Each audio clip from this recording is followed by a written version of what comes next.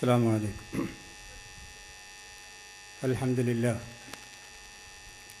الحمد لله رب العالمين والعاقبة للمتقين ولا عدوان إلا على الظالمين والصلاة والسلام على أشرف الأنبياء والمرسلين محمد وآله وصحبه أجمعين. ബഹുമാന്യനായ ഹൽഖ അമീർ, മറ്റു സംസ്ഥാന ഭാരവാഹികളെ, സഹപ്രവർത്തകരെ, സുഹൃത്തുക്കളെ, സഹോദരന്മാരെ, സഹോദരിമാരെ, ജമാഅത്തെ ഇസ്ലാമി നവോത്ഥാനത്തിൻ്റെ തുടർച്ച, കാലത്തിൻ്റെ അനിവാര്യത എന്ന വിഷയത്തെ സംബന്ധിച്ചാണ് നിങ്ങളെ അഭിമുഖീകരിച്ചുകൊണ്ട് അല്പം സംസാരിക്കേണ്ടത്.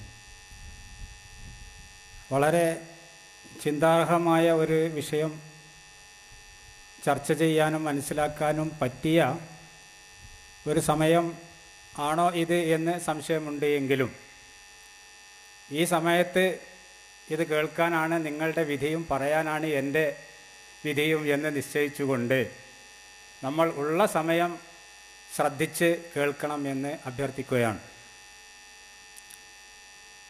വിഷയത്തിൻ്റെ ആമുഖമായി എന്താണ് നവോത്ഥാനം, എന്തിനാണ് നവോത്ഥാനം, ആരാണ് നവോത്ഥാനം നിർവഹിക്കേണ്ടവർ എന്നീ കാര്യങ്ങളെ സംബന്ധിച്ച് സൂചിപ്പിക്കുന്നത് നന്നായിരിക്കുമെന്ന് തോന്നുകയാണ്. നമുക്കെല്ലാവർക്കും അറിയാവുന്നതുപോലെ അള്ളാഹുവിൻ്റെ സ്വന്തം ദീനാണ് ദീനുൽ ഇസ്ലാം എന്ന് പറയുന്നത്. മറ്റൊരു ദീൻ ആരിൽ നിന്നും അവൻ സ്വീകരിക്കുകയില്ല. വമൻ യബ്തഗി ഗൈറൽ ഇസ്ലാമി ദീനൻ ഫലൻ യുഖ്ബല മിൻഹു. ഇസ്ലാം അല്ലാത്ത ഒരു ദീൻ ആര് അംഗീകരിക്കുകയും സ്വീകരിക്കുകയും ആഗ്രഹിക്കുകയും ചെയ്താലും അള്ളാഹുവിങ്കൽ അത് സ്വീകാര്യമല്ല എന്ന് വിശുദ്ധ ഖുർആൻ പറയുന്നു. അപ്പോൾ മുഴുവൻ മനുഷ്യർക്കുമുള്ള ദീൻ വിശുദ്ധ ഇസ്ലാം മാത്രമാണ്. എല്ലാ മനുഷ്യരിലേക്കും നിയോഗിക്കപ്പെട്ട പ്രവാചകനാണ് മുഹമ്മദ് നബി. വമാ അർസൽനാക ഇല്ലാ കാഫത്തൻ ലിന്നാസി ബഷീറൻ വ നദീറ. എല്ലാ മനുഷ്യരിലേക്കും സന്തോഷവാർത്ത അറിയിക്കുന്നവനും മുന്നറിയിപ്പുകാരനുമായിട്ടാണ് നാം താങ്കളെ അയച്ചിട്ടുള്ളത് എന്ന് മുഹമ്മദ് നബിയെ സംബന്ധിച്ചും വിശുദ്ധ ഖുർആൻ വെളിപ്പെടുത്തിയിട്ടുണ്ട്. അതുപോലെ വിശുദ്ധ ഖുർആനിനെ സംബന്ധിച്ചിടത്തോളം അതും എല്ലാ മനുഷ്യ സമൂഹത്തിനുമുള്ള വേദഗ്രന്ഥമാണ് എന്നും ഖുർആൻ അവകാശപ്പെടുന്നു. കിതാബുൻ തബാറക്കല്ലദീ നസ്സലൽ ഫുർഖാൻ കിതാബുൻ അൻസൽനാഹു ഇലൈക ലിതുഖ്രിജൻ നാസ മിനൽ ളുലുമാതി ഇലന്നൂർ. മനുഷ്യ സമൂഹത്തെ അന്ധകാരങ്ങളിൽ നിന്ന് വെളിച്ചത്തിലേക്ക് നയിക്കുന്നതിന് വേണ്ടി അവതരിപ്പിക്കപ്പെട്ട ഗ്രന്ഥമാണ് വിശുദ്ധ ഖുർആൻ. അപ്പോൾ അള്ളാഹുവിൻ്റെ ദീൻ എന്ന് പറയുന്നത് ഇസ്ലാം മാത്രമാണ്.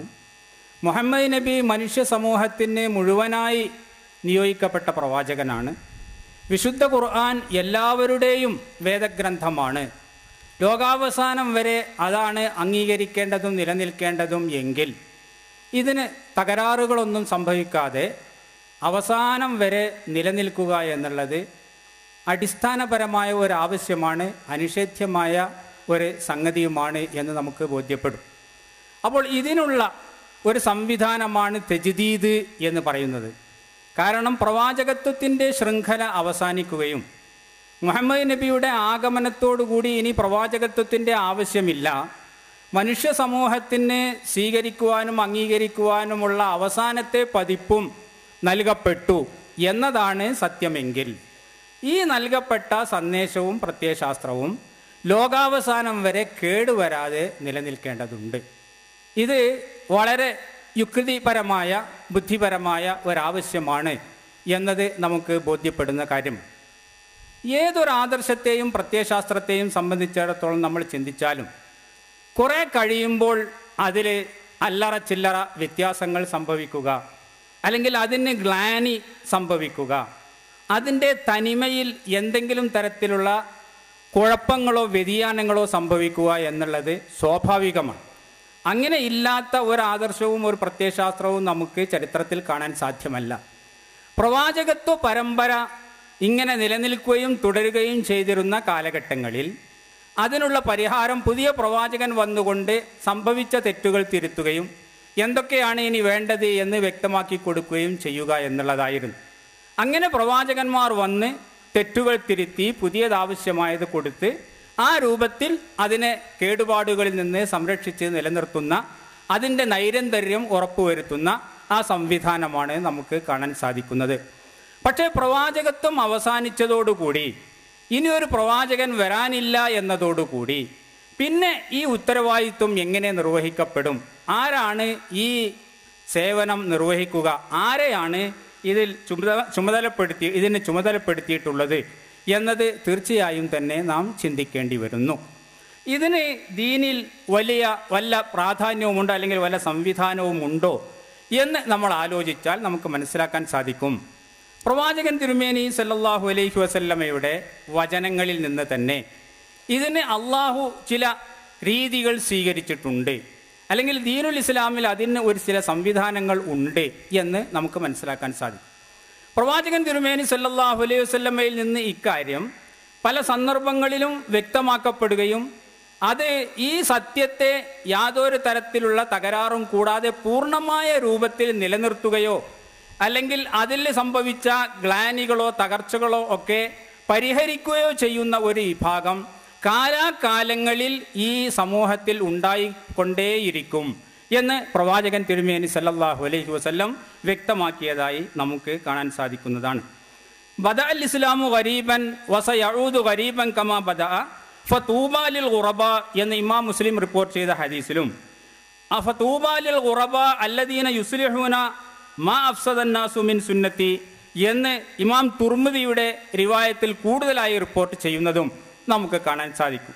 ഇസ്ലാം ആരുമില്ലാതെ കൂടുതൽ സഹായിക്കാനോ പിന്തുണക്കാനോ ഒക്കെയുള്ള ഒരു സാധ്യതയോട് കൂടിയല്ല, അല്ലെങ്കിൽ അത്തരത്തിലുള്ള ഒരു സാഹചര്യത്തിലല്ല അതിൻ്റെ തുടക്കമുണ്ടായത്. അങ്ങനെയുള്ള സാഹചര്യങ്ങളിലേക്ക് വീണ്ടും അത് തിരിച്ചുപോക്ക് നടത്തും. ആ തിരിച്ചുപോക്കുകൾ നടക്കുമ്പോഴെല്ലാം തന്നെ ഫതൂബാലിൽ ഖുറബ അല്ലദീന യുസ്ലിഹൂന മാ അഫ്സദന്നാസ്, ജനങ്ങളുടെ കയ്യേറ്റത്താൽ എന്തെങ്കിലും തരത്തിലുള്ള തകരാറുകൾ സംഭവിച്ചിട്ടുണ്ടോ ആ തകരാറുകളെല്ലാം നികത്തി അതിൻ്റെ പൂർവ്വവിശുദ്ധിയിലേക്ക് തിരിച്ചു കൊണ്ടുവരുന്ന ആളുകൾക്ക് ഭാവുകം എന്ന് തിരുമേനി സല്ലല്ലാഹു അലൈഹി വസല്ലം പറഞ്ഞു. മറ്റൊരു ഹദീസിൽ നമുക്ക് കാണാൻ സാധിക്കും, ലാ തസാലു ത്വായിഫത്തും മിൻ ഉമ്മത്തി ഖായിമീന അലാ അംരില്ലാ ലാ യദുർറുഹും മൻ ഖാലഫഹും ഹത്താ യഅതി അംറുല്ലാഹി വഹും അലാ ദാലിക്. എൻ്റെ സമൂഹത്തിലെ ഒരു കൂട്ടം ആളുകൾ, ഒരു വിഭാഗം ആളുകൾ, അവർ അള്ളാഹുവിൻ്റെ കൽപ്പന പ്രകാരം തന്നെ നിലനിൽക്കുന്നവരായി അവശേഷിക്കും. ഒന്നും തന്നെ അവരിൽ സ്വാധീനം ചെലുത്തുകയില്ല. അങ്ങനെ ആ സത്യത്തിൻ്റെ വക്താക്കളായിക്കൊണ്ട് നിലനിൽക്കുന്ന ഒരു വിഭാഗം ആളുകൾ എൻ്റെ സമൂഹത്തിൽ ഉണ്ടായിക്കൊണ്ടേയിരിക്കും, നിലനിൽക്കുക തന്നെ ചെയ്യും എന്ന് പ്രവാചകൻ തിരുമേനി സല്ലല്ലാഹു അലൈഹി വസല്ലം പറയുന്നത് കാണാം. മറ്റൊരു ഹദീസിൽ ഇതിനെ സംബന്ധിച്ചിടത്തോളം ഇന്ന് സാധാരണ നമ്മൾ പ്രയോഗിക്കാറുള്ള മുജദ്ദിദ്, തജ്ദീദ് പോലെയുള്ള പദങ്ങളിൽ തന്നെ ഈ കാര്യത്തെ വിശേഷിപ്പിച്ചതായിട്ട് നമുക്ക് കാണാൻ സാധിക്കും. ഇമാം അബൂ ദാവൂദ് റിപ്പോർട്ട് ചെയ്ത ഹദീസിൽ പറയുന്നു, ഇന്നല്ലാഹ യബ്അസു ലി ഹാദിഹിൽ ഉമ്മത്തി അലാ റൈസി കുല്ലി മിഅത്തി സനത്തിൻ മൻ യുജദ്ദിദു ലഹാ ദീനഹാ. ഈ ഉമ്മത്തിന് അല്ലാഹു സുബ്ഹാനഹു വ തആല ഓരോ നൂറ്റാണ്ടിൻ്റെയും തുടക്കത്തിൽ ഈ ദീനിൻ്റെ നവോത്ഥാന പ്രവർത്തനങ്ങൾ നിർവഹിക്കുന്നവരായ ജനവിഭാഗങ്ങളെ അള്ളാഹു നിയോഗിക്കും എന്ന് പ്രവാചകൻ തിരുമേനി സല്ലല്ലാഹു അലൈഹി വസല്ലം പറഞ്ഞ ഹദീസ് ഇമാം സുയൂത്തിയെ പോലെയും ഹാഫിദുൽ ഇറാഖിയെ പോലെയുമുള്ള ആളുകളൊക്കെ സഹീഹാണ് എന്ന് ഉദ്ധരിക്കുകയും സമകാലീനായ നാസറുദ്ദീൻ അൽബാനി സിൽസിലത്തുൽ അഹാദീസ് ദഹബിയ എന്ന അദ്ദേഹത്തിൻ്റെ ശൃംഖലയിൽ സിൽസിലത്തുൽ അഹാദീസ് സഹീഹ എന്ന് പറയുന്ന അദ്ദേഹത്തിൻ്റെ ഗ്രന്ഥത്തിൽ ഉദ്ധരിക്കുകയും ചെയ്ത ഈ ഹദീസിലൂടെ ഇങ്ങനെയുള്ള നവോത്ഥാന പ്രവർത്തനങ്ങൾ നിർവഹിക്കുന്ന ഒരു വിഭാഗം ഓരോ നൂറ്റാണ്ടിലും പ്രകടമായിക്കൊണ്ടേയിരിക്കും എന്ന് ഈ ഹദീസ് വ്യക്തമാക്കുന്നത് നമുക്ക് കാണാൻ സാധിക്കും.